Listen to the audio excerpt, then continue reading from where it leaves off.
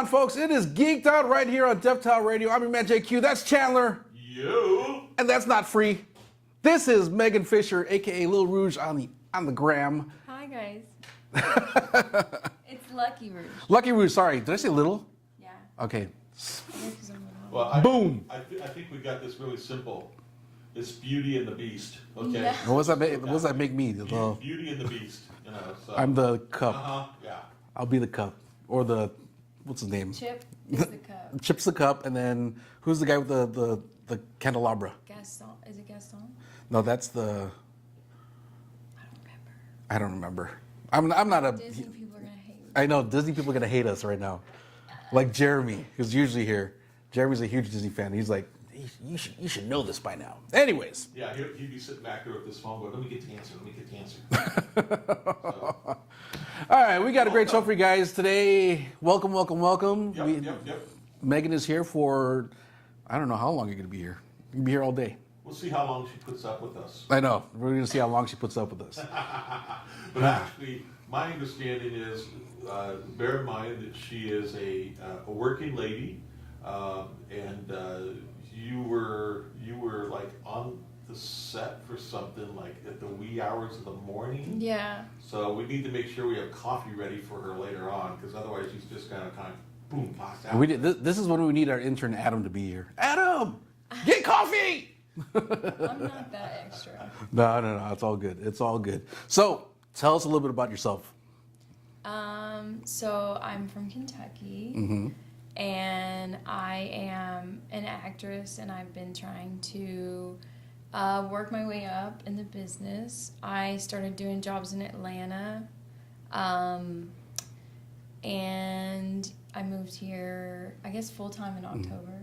Oh, wow. So you're new to Vegas then. Kind of, yeah. I have a long history in Vegas, but my life is a little crazy, so. It's Yeah. all good. It's all good. Vegas, you're slowly making your way to the West Coast, so. Yeah. It's good to know. So what have you worked on? So I mean, as Chandler alluded to earlier, you actually you just got off a set earlier today. So That last night I was working on a commercial for a casino that was actually for this line of slot machines. Okay. And so we did an overnight shoot so that nobody would be in the commercial that wasn't supposed to be in it. Because we know how crazy Vegas is and casinos are. You're going to have photobombing guys like, yeah, we're in a Yeah. commercial. Or people not dressed right or Yeah. drunk or whatever. So everybody was just pretty looking and like, hey, let's play these slots. Yeah, for sure. It was all, yeah. Like if there's stock footage, it'd just be these guys just, hey, all right. Yeah. Cool, very cool. So what else you got coming up planned? For the acting jobs? Yeah, for acting jobs. So I am a whisperer on The Walking Dead. Oh. And I filmed season 9 in September and October. And I should be able to work on it again this year. But that doesn't start filming until May. Nice. The episodes haven't aired yet. Yeah. So my first episode will be March 3rd. So I'll be on episode 12, 15, and 16. Now, I've heard that there are certain times of the year, honestly, it can be miserable as far as the weather and everything in that part of Georgia. Yeah, so I'm from Kentucky, and Georgia and Kentucky weather's very similar. And like right now, it's like negative like 10 back home. It's I'm like talking crazy. about more like Well, hot, and then in the sweaty, summer, and it's sticky. the opposite. Yeah. So I worked on Thor Ragnarok, and when I worked on that, we filmed part of it in the parking lot at the studio, because the studio was full, shooting about 4 or 5 movies at the time, and it was literally like over 100 degrees outside, and we were on the blacktop in full costume. Ooh. I never sweated that much in my life. But yeah, so it's hot, and like before I worked on Walking Dead, people were like, oh, you don't want to do that show, you're going to get dirty and sweaty, and you're in the woods, and I'm like, first of all, I'm from Kentucky, secondly, it's my favorite show, so don't care, and third, it was literally like the best set I worked on. Oh, that's cool. Yeah. That's cool. I basically, I've talked to different people who've worked on it, characters who've been killed off and stuff, and they said it's one of the few that truly has a real family feeling to it. That the extent that they go through when you have a character that gets killed off, I mean, it's like they have like a freaking huge ass party and dinner and the whole bit, and then they invariably end up having a giant crying session all together. When Rick left, that was apparently so I wasn't extremely there emotional for when Rick left, but I can't really say as far as all that goes.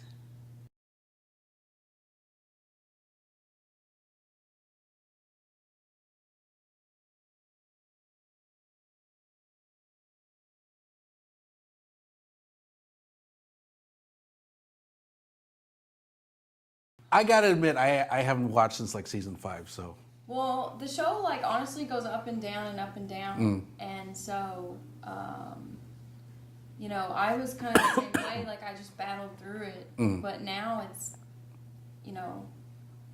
it got a lot. They changed the whole thing, which that's out. Like the episodes that have aired, they jumped 8 years in the future, so it's like almost like a new show.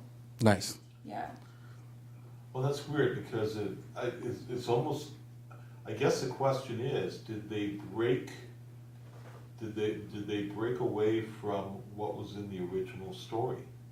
Because the show was based on originally the comic that was put out by Robert.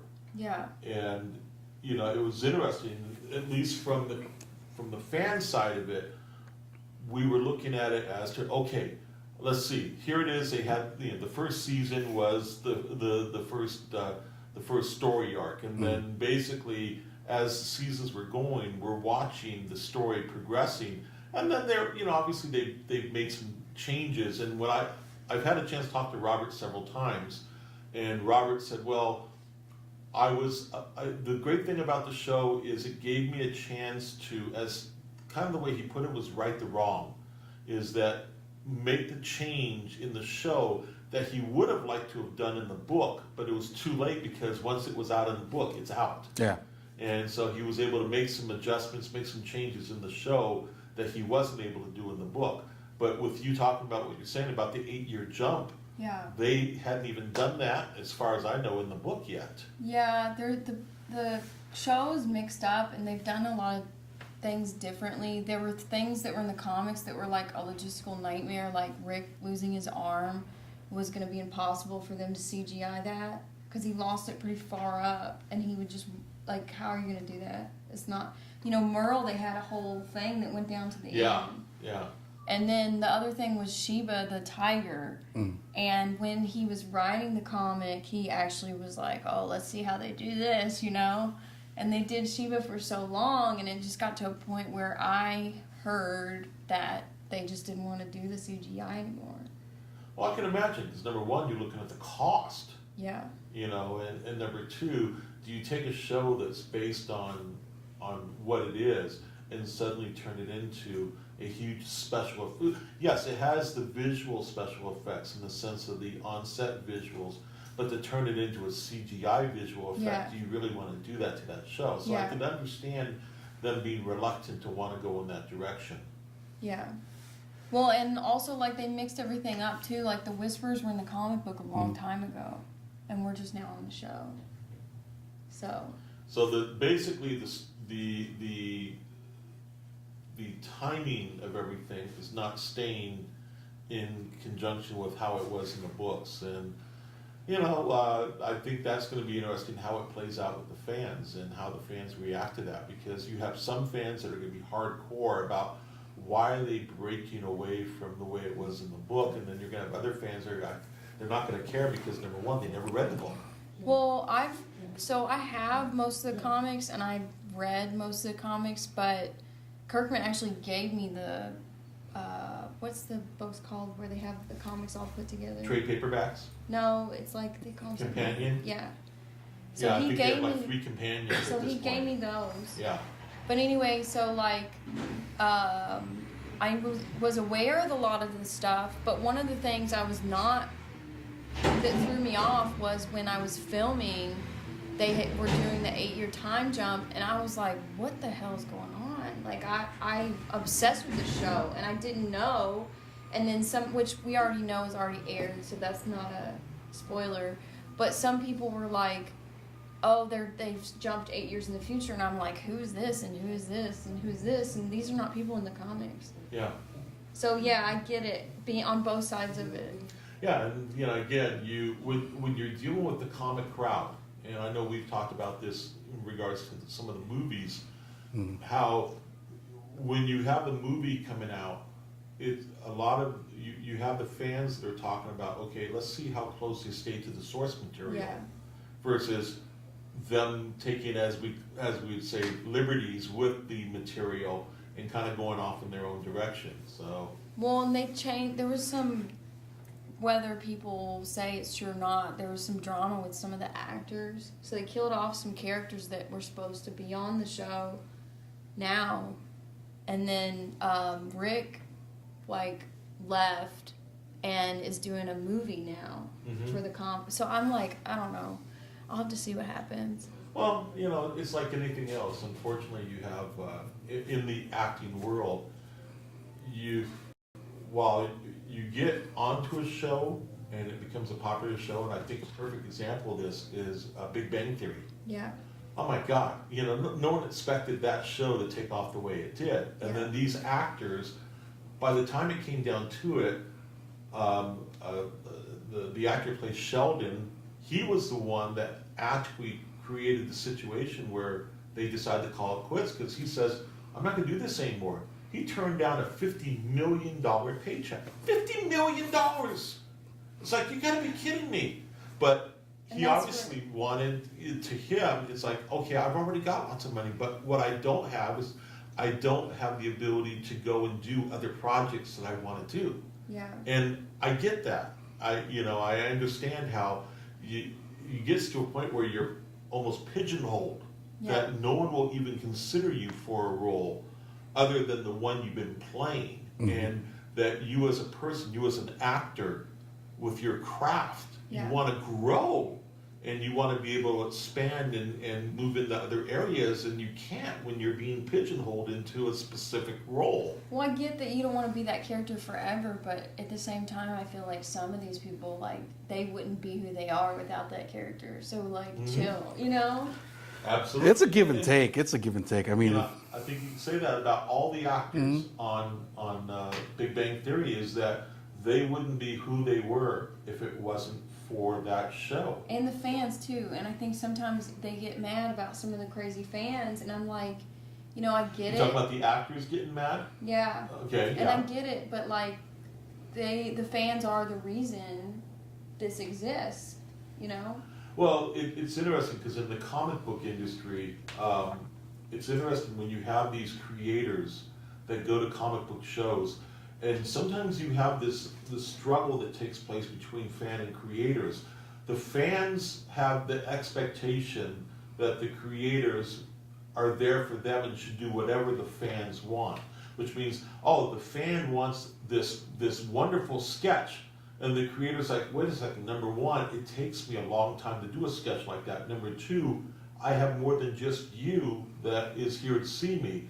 And then at the same time, for the creator, the danger that they have is where the question is, are they as popular as they are because of the material they created, or because of the fans' acceptance of that material? And sometimes that's where you have these big discussions that break out between creators, is that you got your notoriety because of the fans loving the work that they're reading. They're going to the shop each week and they're picking up their favorite books, and each month they're reading this particular book, whether it's Batman or Walking Dead or whatever it may be. So that particular writer or that artist that's on that book, yes, they're being supported by the fans, but at the same time, you have to be careful, because you have to give fans a due respect for the for their love of the book or of the character, but at the same time, the fans have to give the creators due respect by saying, I I'm not here just for you. I'm here for everyone. Yeah. And I'm also here for myself because I still have to make a living. So if they're charging $5 to sign a book, a fan's like, well, you shouldn't be charging. Well, excuse me, but instead of the creator being at home working, they're at a show seeing the fans. They've got to replace that income somehow. Yeah. So anyway, that's my beef. So you get to know Chandler when he gets on his little things, rants. No, that's fine. He goes and goes, and we're just like. Well, that kind of so what he's talking about kind of played into The Walking Dead because there was a big, Kirkman is very involved with the show and the comics, and there was a big hole in the show where this main character Morales went missing. So the fans for like 6 seasons were like, "Where's Morales? Where's his family? Where is he? Where is he?" And I went to a couple of things Kirkman did where he was like, "Stop asking me about Morales." He wasn't being rude, but he was like, "That's the number one thing people ask me. I'm sick of it, blah, blah, blah." And then, of course, last season, they bring back Morales, but then they kill him instantly. So we have no idea where he was, what he's been doing. So I felt like that could have been a really good opportunity to appease the fans and spend a minute on it or 30 seconds on it and say, "Hey, here you go. Like, this is what happened." Yeah. Yeah, and instead it was like, there he is, bye. Yeah. So I'm kind of like, why did you do that? Basically. So people would stop asking. But, ultimately the fans are the reason that show's popular. Yep. So why wouldn't you just... I know other shows have done stuff intentionally for the fans. So... Well... Yeah. Have you, out of curiosity, have you had fans walk up to you and recognize you from the show? No. Well, nobody knew until recently I was working on it. Because I wasn't allowed to say that I was working on it.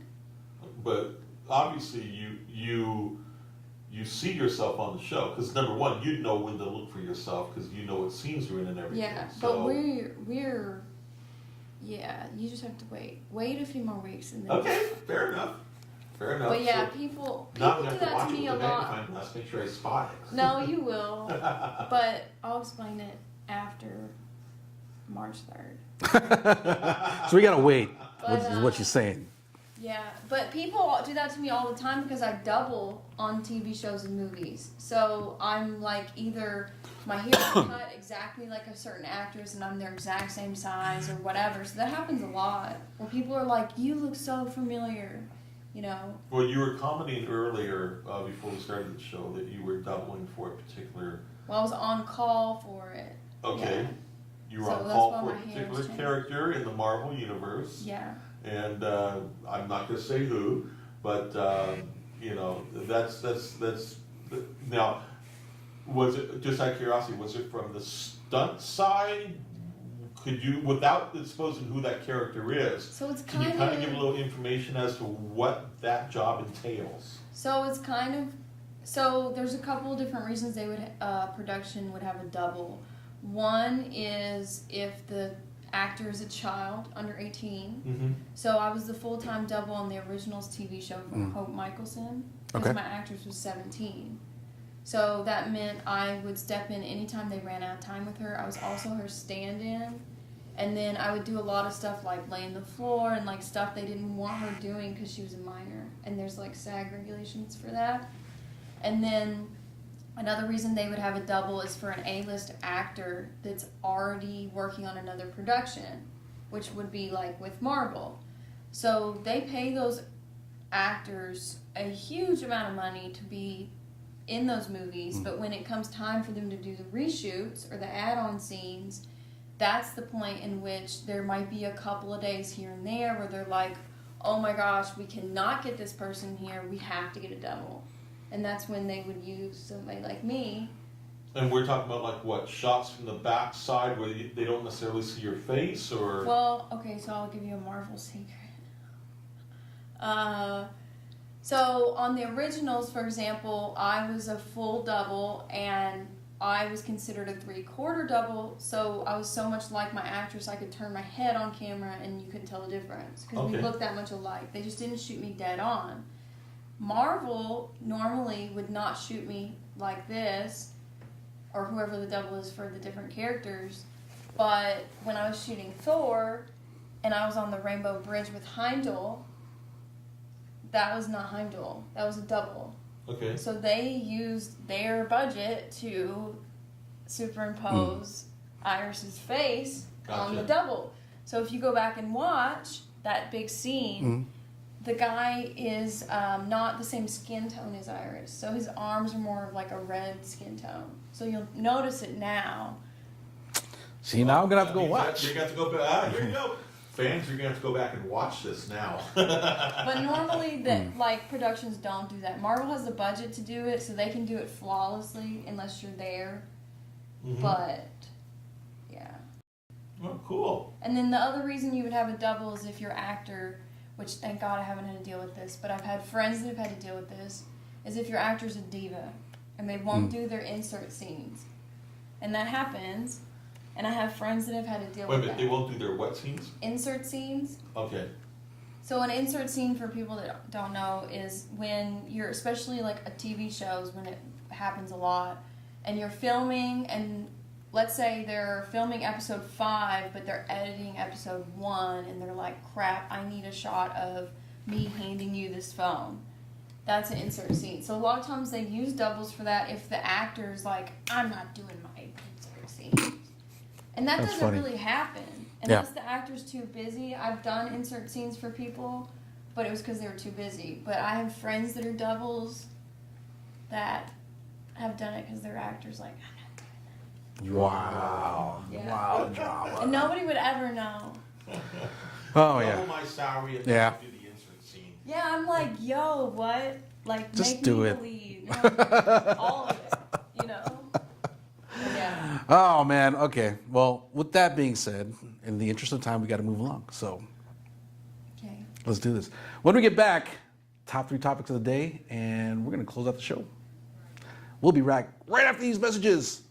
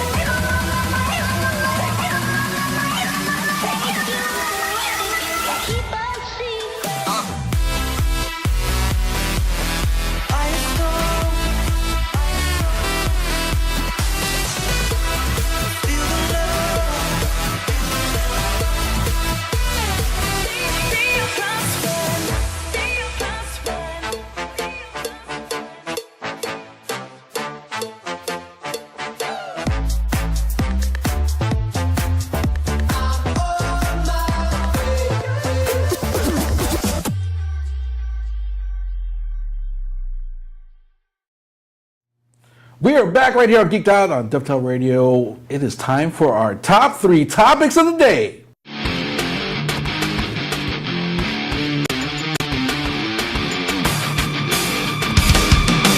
Geeked Out top 3 topics of the day.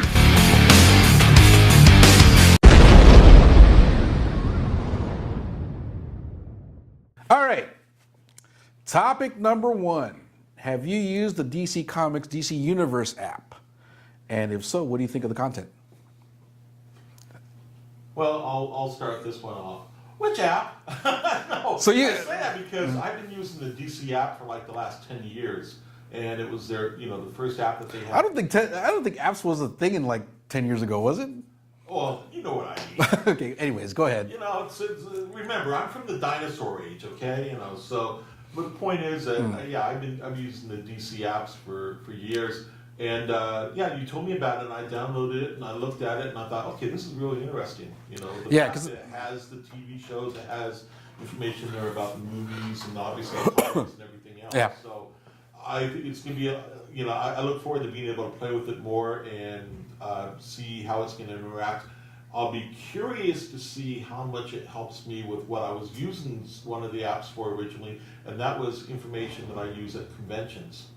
Okay. So that to see what they filter out to the fans as to who's going to be at what shows, who's going to be signed and when, and stuff like that. Because believe me, apps at conventions become a big deal when you're trying to figure out schedules. It's a pain in the rear end. Pain in the rear end. So okay, so if I mean, do you have the app?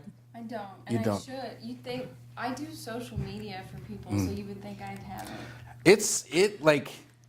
So I'm more of a Marvel guy, but I picked up the DC Universe app because they had the show Titans on there, which was not going to be shown on any other platform. I don't believe. I think if they did, it would be probably like on Hulu or something like that, or on Amazon Prime, but not on Netflix, not on anything like that. So I picked it up for Titans. Come to find out, there's also like movies from like Superman, Batman, all the animated comics movies. Then there's like comics you can read. There's like behind the scenes articles and stuff like that.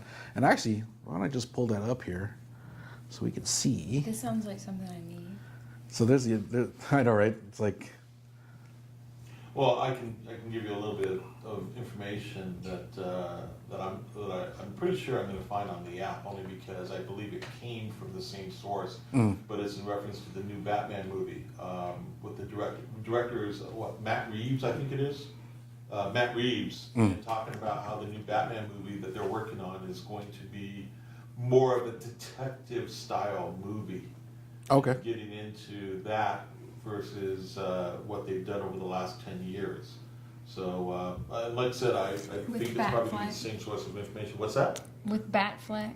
Yeah, Batfleck. I don't like him. Ben Affleck. Yeah. So you can see that there's even like all-star comics from the 40s. You can read comics on there. All the cartoons, the TV shows, Titans, obviously. They even got the old serial like Superman stuff on there. That's cool. So this thing is That's pretty what much. my mom used to watch. Oh, really? Nice. Recent news. Like if you want to look at like actual like storylines, there's Infinite Crisis, there's Black Mirror, Superman for Tomorrow, Identity Crisis, stuff like that. So this app has pretty much everything you need to know about DC. So I don't know what's on the other apps that you have. I mean, well, like I said, the other apps they would have stuff like they'd have the schedules for what's going on at San Diego Comic Con or New York Comic Con. That's probably going to be on here.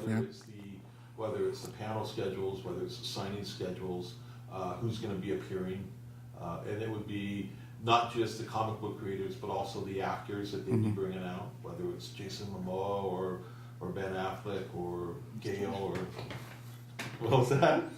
Jason Momoa. Oh, well, okay. I was going to say, so you as far as Aquaman. You know. So before we came back from break, I know, warning, I get off topic. so you thought the movie was cheesy? I did not like the movie at all. All right, but then Jason Momoa apparently. Yeah, and I didn't know Nicole Kidman was in it. I was like, what? Yeah, she plays the mom. Right, but I don't work on those movies, so and those are not shot in Atlanta, so I had no idea until I went to see it that she was in it. Yeah, well, she did make an appearance with them at San Diego Comic Con too. So I know, but I'm so like I barely sleep. I know the feeling. So, but anyways, back to the app. So you downloaded it. What did you think about it? Like I said, I briefly was just kind of scrolling through it, and it looks like it's going to have a lot of good information on it. You know, from the comic side, being owning Celestial Comics, I'm looking forward to us being able to utilize that and work with our fan base so that they have an idea of what's going on in the comic world in reference to the DC books. As far as the TV stuff, which, like I said, I think honestly, DC owns TV when it comes to the comic book world. They are really lacking in movies. cinematic universe, but in TV, they rock. You know, they've got the shows that are working.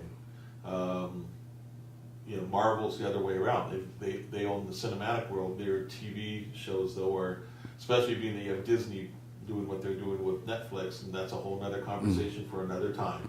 But yeah, it's, you know, I think having an app that addresses all of those issues, Everything, yeah. all of those different parts of the business, the fans are very much going to embrace it. So I think it's going to be a lot of fun to play with it. Yeah, interestingly enough, I don't see, and I think this is because obviously, like, you know, like the Flash. What else is there? Which one? The current, the current one. They have the old. Okay, but see, they remember, they have we the had old this Flash. conversation, Okay. What was it, a week ago? We were talking about this, and you and I were just talking about this earlier about how you have Grant who plays the Flash on the TV show, and then you have in the movies. Then you have is it Urza? Ezra who Miller. Who plays Flash in the cinematic universe? Which it's like, wow, okay, but I like. I said, which one? I like Grant better. Grant, Grant does a great job. I really do. I like him in the character. I do. So, but yeah, so like you can see here, they have the Flash series from the early '90s on here, which is. But I like that, and then the older Superman too, because Wonder Woman. if you too. get online and try to find some of these older shows, can't. or you get some video that somebody's like Rick rolling you, or like it's in another language, or like something random, and you're like, I just want to see this. Yeah. And you pretty much have to like bootleg it somewhere. Yeah, look at this, Lois and Clark. I think Smallville is like one of the few that's not on here. Like, Smallville would be. Probably because that one was so popular that they're probably still selling DVDs. Yeah, probably. Look at that, the Aquaman TV pilot from 2006. Do you remember when the first thing I thought of was, did you ever watch Entourage? Yeah. And Vinny Chase was Aquaman. Oh yeah, that's right. I remember that. I know. I remember that. It was like the biggest movie ever. Yeah. What was? Aquaman. So on the TV show Entourage, did you see that? You know, I knew of it, but I never got into it. So Vincent Chase, the main character, his big acting role was Aquaman. And when the Aquaman movie came out, it was like the biggest movie ever. And of course now, Like you never saw it. They never showed the actual clips from. They didn't, right? They never did. No. But it was just implied that it was like the biggest superhero movie of all time. and now Aquaman. that Aquaman. the Aquaman's Well, come out, and ironically, what did it do? It took over the #1 slot for DC. Yeah, was it? In the Just history beat of what, $2 films. billion or something like that? that's because of Jason Momoa, though. It's not the movie. Like, It's, I mean, It was not facts. a good Can we say movie. facts? the CGI Listen, was again, not this is good. part of what we were talking about. Is, you know, I was talking about Jason and how he completely embraced the character. Well, yeah. You know, and just everything that he made his life all about it. But again, I'm getting off topic. All right. So with that being said, let's move on to our next topic. All right, next topic is pick a DC Comics property and cast a movie around it. Oh boy. What's my favorite line? Where do I begin? Yeah, that's tough. Okay, they've obviously tried it with the Justice League, tried and failed. I'm trying to think. So they have Batman, they have Superman, they have Wonder Woman. I'll be curious to see what they do with the Flash. You know, even though they've cast the film and everything, I'll be curious to see what direction they go with that. But this is not about that. This is about what movie would you want to see? Like, think of it. I mean, you, as a comic book shop owner, think about all the properties that you, all the DC comic books that have come across your shelves. Honestly, you know, it'd be a fun one, Hawkman. See, I was thinking about the same thing too. But who would you cast as Hawkman? 2,000 years later. Oh gosh, I can picture him in my mind. At first I want to say Gerard Butler, but then I'm going, no, that's not who I'm thinking of. There's another actor. That could be a good one. There's another actor I'm picturing in my mind to play Hawkman, and but I can't remember his name. What has he played in the past? 6.5 hours later. I'd have to look around for it, but it's got to be someone like that. It's got to be someone, number one, who has a physicality to him. He has to have that physical presence. But at the same time, you look at the Hawkman character, and there's, you have the mystery of where he came from. Yep. Okay. As far as, obviously he came off planet. So, how does he get there?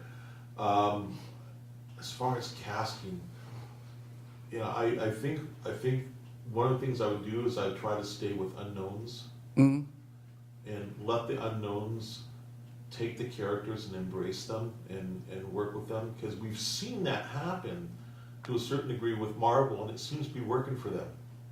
It really does. I mean, you look at what was Gale known for? Let me ask you this: what was Gale known for before Wonder Woman? Oh, Gal Gadot. Gal, not Gale. Gal, yeah. She was in Fast and the Furious. What's that? Fast and Furious. I couldn't even think of what she was. She was. Yeah, that's where I saw her first. It was like Fast and Furious, like 4 or 5 or something. But was she a key figure in that, or was she just like one? No, she was a small character, right? Pretty much, yeah. She was a supporting character. You basically look at how she was able to step from that into being this larger than life character, and that she was able to completely take the character and make it hers. And Jason, like I said, beating the dead horse at this point, Jason did the same thing with Aquaman. Yeah. Even though you saw Jason was in Conan, Yeah. and I'm sorry, but that kind of fell on its face. And then you saw him in Game of Thrones, and people kept remembering him from that. Yeah. He's so ripped. What's that? Because he's so buff. Have you ever met him in real life?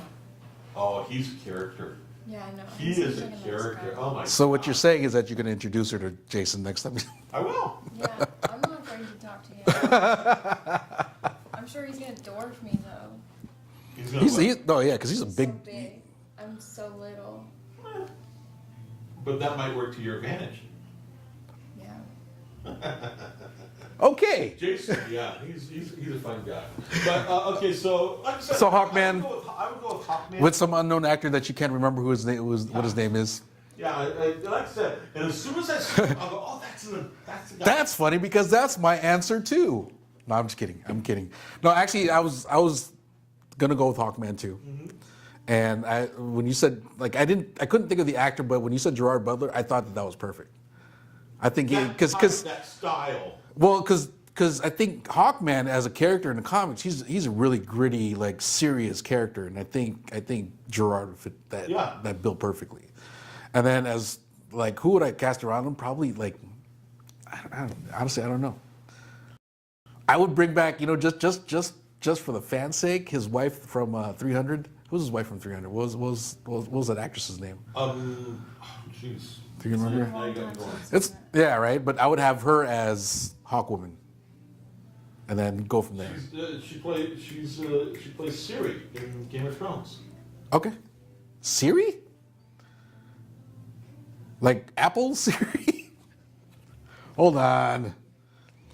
So my answer would be Batman, but I know it's already done, and that's not exciting. But who would you cast her? But it's not so much the casting, because like I loved 90s Batman, Tim Burton, and then Christian Bale Batman was badass, but that wasn't like, yes, the actors had a part in that, but it was also the director, because like Ben Affleck's not a bad Batman, really and truly, like the way he looks and how he's built and how he portrays the character. But the thing I had where I thought it fell flat was that they didn't make us care about Batman in those movies. Like, obviously, we already know the backstory, but when we had Christian Bale Batman, we got into the character. We cared about the character. Like, Ben Affleck was just a ladies' man, to say it nicely. I mean, which is Bruce's character, right? Yeah, but we didn't care about him. I think what they need to do, I think what DC needs to do is kind of do what Chris Evans and Robert Downey Jr. did for the part. Like, they need to find an actor that is willing to commit for how many years to that one character. Yeah. Because if we're watching a Batman movie and every 2 movies there's going to be a different character, like a different actor playing it, it's like. Well, James Bond is the same thing, so I don't feel like that's a problem. But then, like, how many years it goes in between, like, each Yeah, 007 movie? if they were still making Christian Bale Batmans, it would still be like. Oh, yeah. Huge. Yeah, when they went with Ben Affleck, and then nothing against Ben, I love the Christian Bale Batman. That was my favorite. Yeah. So, but yeah, so okay, so you said Batman. Who would you cast as Batman? I don't know. That's a really hard question. That's tough, I'm right? not ready for that question.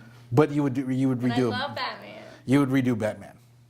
Yeah, but like I said, like I like Ben Affleck, and I just feel like they need to make us care about the character. Even though we already love Batman, they need to make us care about that Yeah. Batman. I think what they need to do is they need to go back to where it was a single character. You know, basically what Christopher Nolan did was he took the character and he made it about him. You saw Batman and what he was going through, his internal struggles. Yeah. And that's what made it interesting. Yeah, Was yeah. the internal struggles that he was dealing with, his inner demons. Yeah, And- I agree. Yeah, so that's I think from an acting viewpoint, that's what every actor wants. They want a character that they can completely just submerge themselves into. Yeah. And really Not just put the from suit an on. emotional viewpoint, figure out how they're going to deal with different things from that character. And not just put the suit on and have CGI around. That's pretty much what happened in what was it, Batman versus Superman? Is Yeah, that it was one? terrible. Okay, here's. By the way, to answer your question, it's Leanna Henley. Oh, there you go. Yeah. Which she plays in what? Game of Thrones. Game of Thrones. And who does she play? Is it really Siri? I don't think it's. Is it? This is really bad. I've only seen a few episodes of Game of Thrones. It's all right. Hey, no. Give it up right here. I've We're been good. like She plays so. Cersei Lannister. Cersei, not Siri. I'm sorry. Hey, Siri. Seriously. I'm just kidding. But yeah, it's right here. You know. Cool. IMDb. Yeah. There you go. All right, so Batman. I don't know. Okay, so I'm just gonna throw this in real quick because it's since we're on the topic of Batman and we got a couple minutes left. Batman versus Superman. That was the first time Ben Affleck showed up as Batman, right? Or was it Justice League? I think it was Batman versus Superman. It was, right? Yeah. No, it was Batman. It was Batman Superman. Yeah. Batman versus Superman. So, like, the one thing I hated about that was like the fight scene between Batman and Superman. And the big blob character, what's his name? The Who's big that? blob character. Oh, now I'm gonna get in trouble with the fan. No, it's whatever. The villain. Oh, Doomsday. Yes. Okay, so there's a bunch of stuff there. So, to my original point, Batman as Ben Affleck when they had the fight scene with Superman, like I was totally like, this is so dumb. When Batman and Superman are having the fight, and then Batman has Superman pinned down, right? And then all of a sudden Superman's like, "Save Martha." And he's like, "How do you know that name?" And it's like all of a sudden they just stop fighting. Like, dude, did we just become best friends? Like, Yeah. oh my God, this is so stupid. That killed me. That part of the movie killed me. Well, and it was funny because I remember sitting in the audience going, oh, both of their mothers were Martha. I know. Oh my God. You know what? But the funny thing is that all these years of me, because I've been collecting for a long time, I never put those two together. How the heck did they both get the same? Oh, I don't know. Anyways, That was probably a really popular name for the writers. Like in the 30s, 40s, right? Yeah. Yeah, that could be it. But just the fact that I didn't put those two together, anyways. The other thing, so the blob, Doomsday, the one that you're talking about. So even before the movie came out, I had watched some of the trailers, and I was like, okay, so they're resurrecting, what's his name, what's the bad guy's name that died in Superman? Zod? Oh yeah, General Zod. Okay, so Yeah, General Zod. And then later on in the trailer they showed Doomsday. I'm like, oh my God! So they're gonna resurrect Zod and turn him into Doomsday. That's what's gonna happen, and it freaking happened. And I was like, dude, this is so predictable. Yeah, sometimes the trailers give away too much. I was like, dude, it's like, So Well, it's also, I'm sorry, but who did they cast as Lex Luthor? Oh, that too. Oh, come on. That's what I'm saying. Isn't is that he it just I don't know what it is. DC just seems to have missed the mark on so many times Yeah. with who they Jesse cast. in Gotham also though, the TV show. Jesse What's that? His name's Jesse Eisenberg. Jesse Eisenberg. Jesse Yeah. Eisenberg. Isn't he also in Gotham? I don't think so. He wasn't. No. I watched a little bit of Gotham, but I haven't watched a lot of it. So, but he was. I don't think he was on there. But yeah, that's all I got to say about that. Last topic, guys. We gotta rush through this. Last topic is, and if I can remember this correctly. He's Okay. doing his research. I know he's doing his research right now. What are your thoughts on the DC cartoon crossovers? So, like, for example, Space Ghost is in the DC universe, Scooby-Doo, Yosemite Sam, like just a super random, like, and I don't know, are you familiar with any of that? Yeah, I mean, I've seen the covers and stuff? like. Oh yeah, I know what you're talking about. Yeah, so like you'll see, like, I think one of the first ones was Scooby-Doo, and I saw like Jim Lee did a cover, or Jim Lee did a whole book with Scooby-Doo in the DC universe, and I was like, what is this? I mean, I think it's cool if you're like a fan of that niche. Like you're like, yes, this is awesome. Like I'm a big ET fan, and that's like Wow. super random to people. That is super random. But if I had like a Marvel comic with a different character on it, I'd be like, oh, this is awesome. Yeah. You know what I mean? Yeah, I get it. I mean, I see your point of view. What about you, Chandler? I missed out. I was looking up left. You're okay. DC crossovers with like Space Ghost and all that. I'm sorry. I was Yeah. listening while I'm sorry. I'm having a problem with this. I'm having a problem with DC taking the Warner Brother characters, or not even Warner Brothers. No, that's like what's it called Hanna-Barbera. Hanna-Barbera characters and mix them in with the DC characters. So what, you're gonna put Scooby-Doo against Batman, or you're gonna put Yosemite Sam. Yosemite Sam against Superman? I mean, come on, really? But it's kind of like your childhood dreams are colliding together.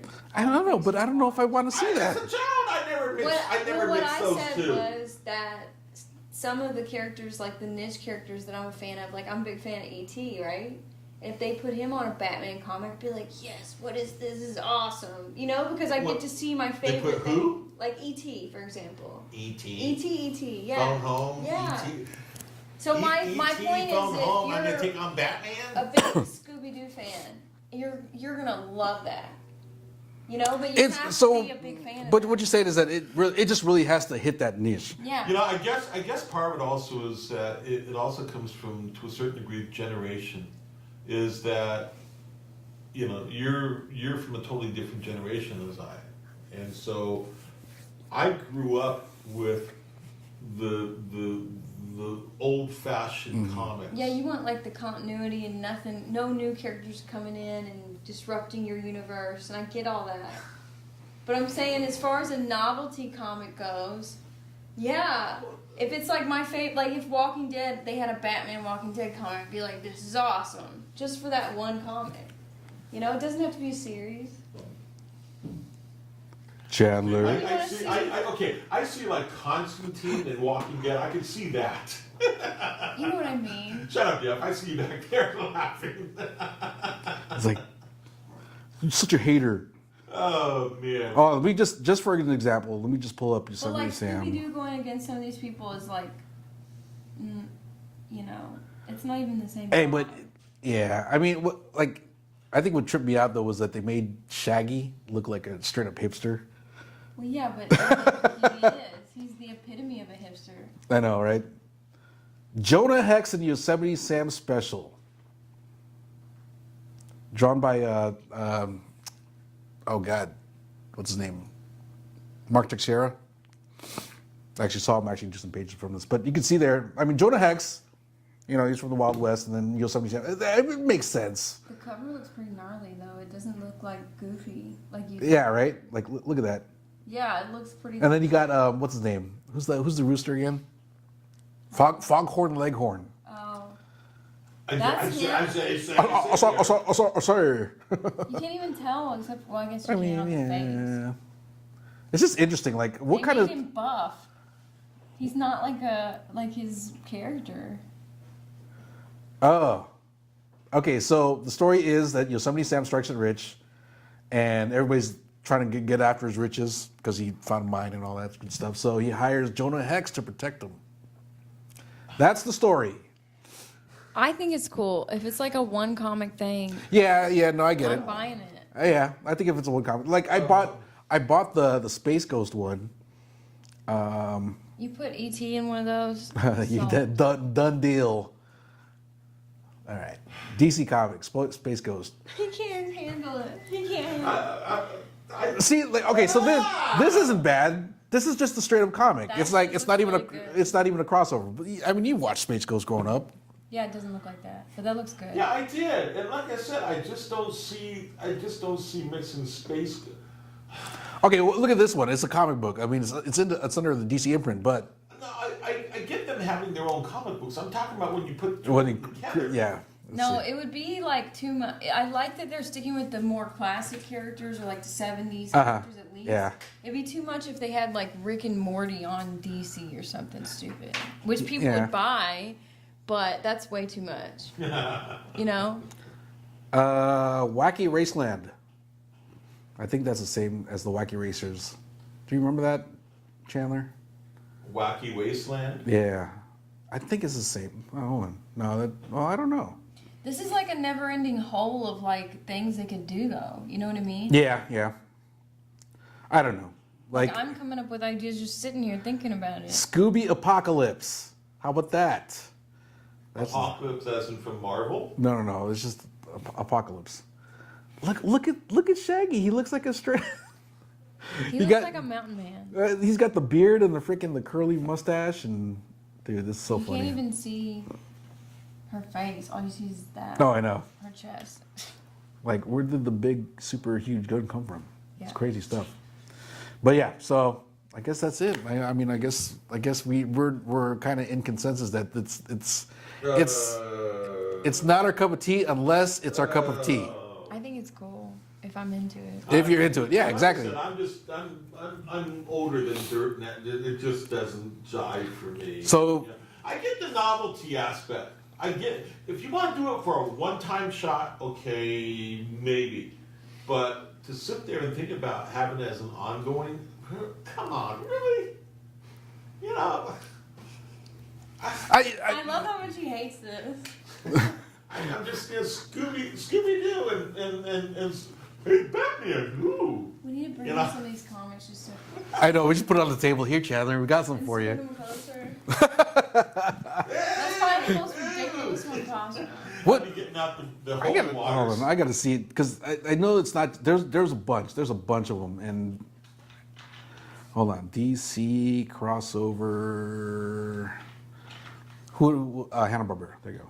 Hanna. Well, you Well, know, then that and could be again, wasn't let me ask you Flintstones this Hanna-Barbera? question: how much does this come into play for what happened last week? If you're not aware of what happened last week, DC fired a bunch of their high-ranking executives. And Oh yeah. they basically did a big shakeup at DC and Warner Brothers. Warner Brothers fired some of their executives as well.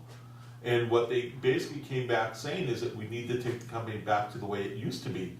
With So- just the comics, you're talking about the movies too. No, Everything. they're talking this. We're talking comics. We're Okay. talking comics. So, but Black Lightning and Hong Kong Fooey. Ridiculous. let me see that. Hold on, let me. And it's not even like cool Black Lightning. It's 70s Black Lightning with the afro. Yeah, I'd rather see Hong Kong Fooey and Doctor Strange. At Oh my least God. that way the magic is the same. All right, let's just stop it at that. Chandler hates it. Torturing me. You're torturing Chandler me. hates it. With that being said, let's go to a commercial break. When we get back, we're going to wrap up this show. We'll be right back.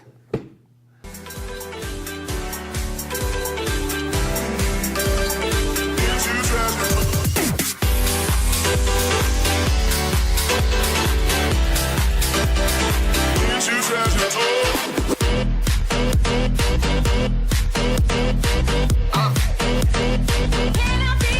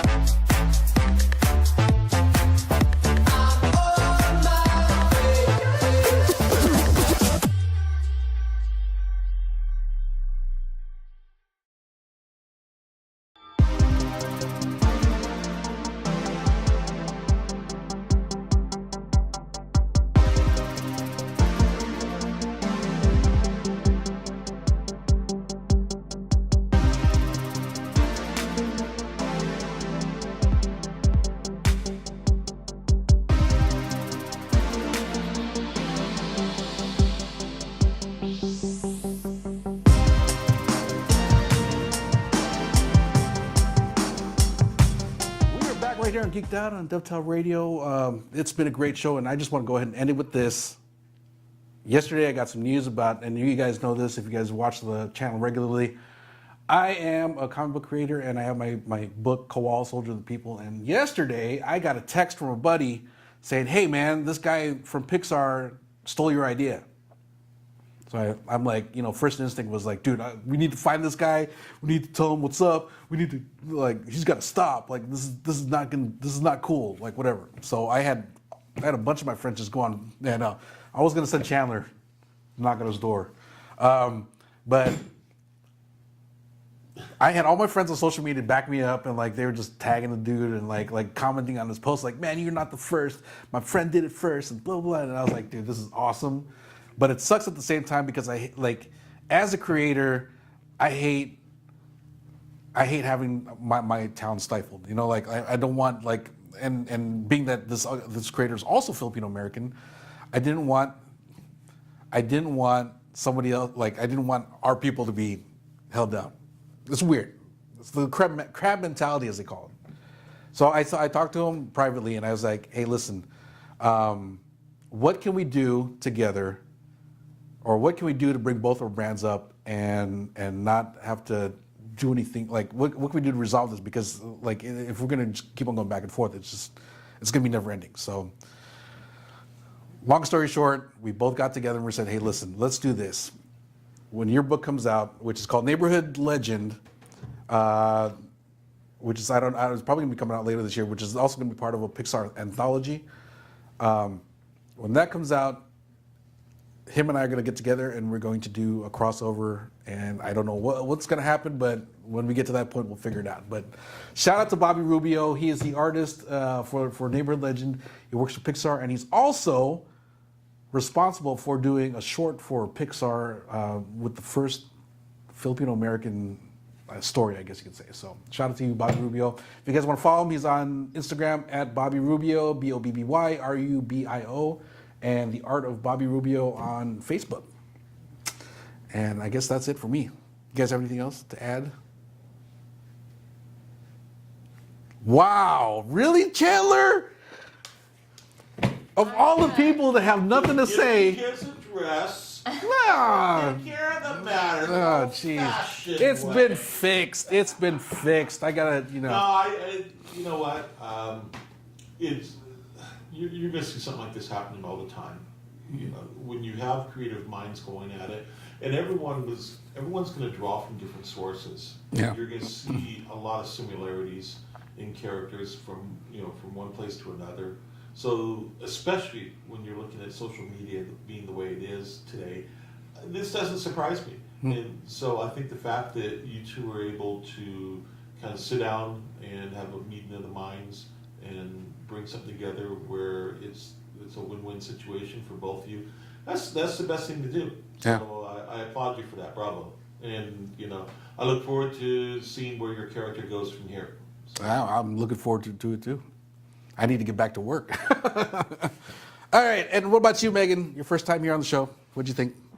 I wanted to thank you guys for having me. And you'll be back, right? Yeah.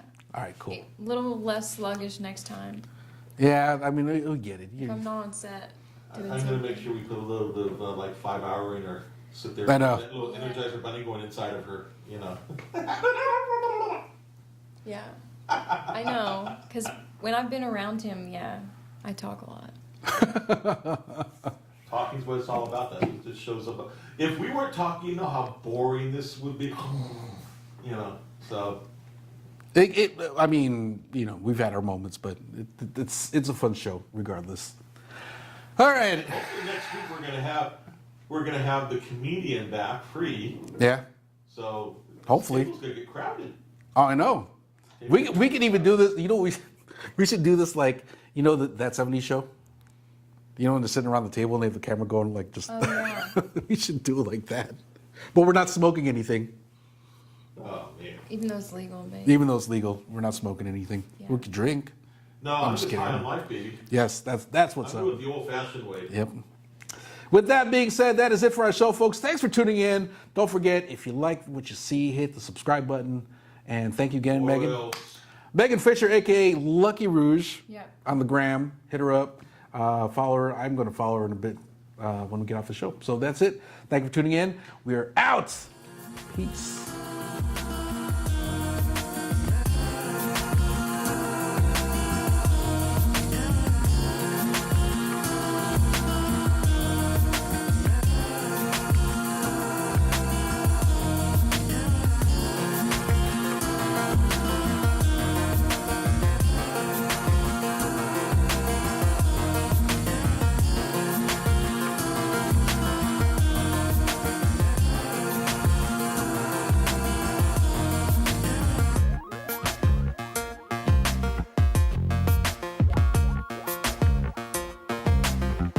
What's going on, guys? It's your man JQ with Geeked Out right here on DefTal Radio.